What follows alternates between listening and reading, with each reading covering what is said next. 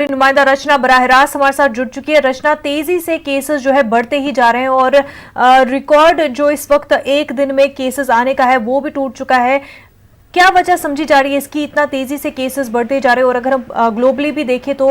ये जो है रिकॉर्ड है एक 24 घंटों में इतने केसेस सामने आने का।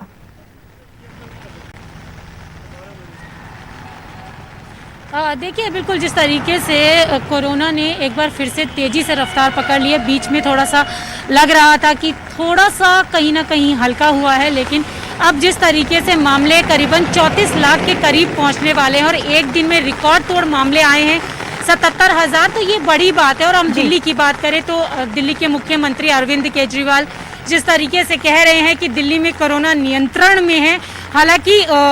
टेस्टिंग की डबल करने की बात ज़रूर हुई है। यहाँ पर एक हफ्ते तक टेस्ट डबल किए जाएंगे, यानी कि एक दिन में 40,000 टेस्ट करने की बात कही जा रही है। लेकिन तमाम चीज़ें गौर करने वाली ये है कि जिस तरीके से तेज़ी से चीज़ें खुल रही हैं, कहीं ना कहीं संक्रमण का बढ़ने का एक कारण वो भी यहाँ पर नजर आ रहा है, क्योंकि तमाम जो लोग हैं वो एहतियात नहीं बरत रहे हैं, मास्क का इस्तेमाल नहीं कर रहे हैं, सामाजिक दूरी का पालन नहीं कर रहे हैं, तो कहीं ना कहीं जो वायलेशन है वो भी एक बड़ा कारण यहाँ पर है। तो ऐसे में सभी लोगों को अपनी जिम्मेदारी समझनी होगी कि कोविड-19 से बचने के लिए जो गाइडलाइन तय की गई है सरकार की तरफ से, उनका पालन किया जाए। इसके साथ ही जिस तरीके से साप्ताहिक बाजार खोल दिए गए, तमाम चीज़ें ऐसी हैं जो खोल दी गई हैं, क्योंकि अब घरों से लोग निकलने लगे हैं बाहर ज़्यादा। और सबसे बड़ी चीज़ ये है कि अभी जो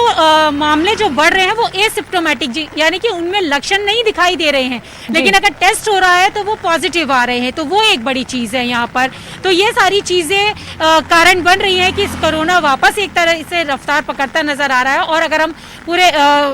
वर्ल्ड की बात करें तो भारत जिस तरीके से तीसरे पायदान पर पहुंच चुका है, ये चिंता का विषय है, क्योंकि अभी ये चिंता तब तक नहीं खत्म होने वाली है जब तक वैक्सीन नहीं बन जाती, क्योंकि ट्रायल चल रहा है और लोगों को इंतजार है कि वैक्सीन कब आएगी। तो अब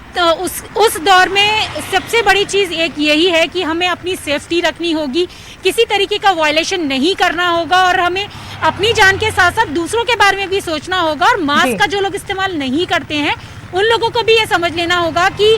एक छोटी सी गलती के कारण ये बीमारी कितने लोगों को घेर सकती है, कितने लोगों के लिए परेशानी का सबब बन सकती है यहाँ पर। बिल्कुल तो रचना, और अगर बात करें कि इतने केसेस जो सामने आ रहे हैं, ऐसे में हॉस्पिटल्स कितने इक्विप्ड है लगातार केसेस के आने से, और इंतजामिया क्या कुछ इकदाम कर रही है? बिल्कुल, जिस तरीके से तेजी से मामले बढ़ रहे हैं, और हम चूंकि देश की राजधानी दिल्ली से मैं बात कर रही हूँ, वहाँ पर अगर बात करें तो यहाँ की सरकार, दिल्ली सरकार लगातार ये दावे कर रही है कि हम पूरी तरीके से तैयार हैं, हमारे पास पूरे जो बेड हैं वो तैयार हैं, ऑक्सीजन तैयार है। और जिस तरीके से उन्होंने टेस्ट रेटिंग डबलिंग करने की बात कही है, साथ ही साथ उन्होंने ये भी कहा, एक बड़ी चीज़ यहाँ पर ये भी देखने के लिए मिल रही है कि जो लोग कोरोना से ठीक हो चुके हैं लेकिन उसके बावजूद भी अभी उनके अंदर कुछ लक्षण दिखाई दे रहे हैं, तो उनके लिए भी सरकार ने कहा है कि ऑक्सीमीटर उनके पास ही रखा जाएगा कुछ दिनों के लिए, ताकि वो घर पर ही ऑक्सीजन लेवल अपना नाप सके। लेकिन यहाँ पर अस्पताल तो पूरी तरीके से तैयार है, लेकिन यहाँ पर एक चीज़ ये भी है कि जो रिजर्व किए गए थे जो चीज़ें, उनको यहाँ डीलिंग कर दिया गया है। तो अब देखना होगा कि आगे किस तरीके के हालात रहते हैं, क्योंकि जब तक वैक्सीन नहीं आएगी तब तक पूरी तरीके से निजात पाना तो यहाँ मुश्किल है। और उसके लिए जब तक हमें पूरे गाइडलाइन को फॉलो करना होगा, उसका वायलेशन हमें नहीं करना होगा। ये एक व्यक्ति की नहीं, सभी व्यक्तियों की जिम्मेदारी है कि वो अपनी इस जिम्मेदारी को निभाएं। बिल्कुल रचना,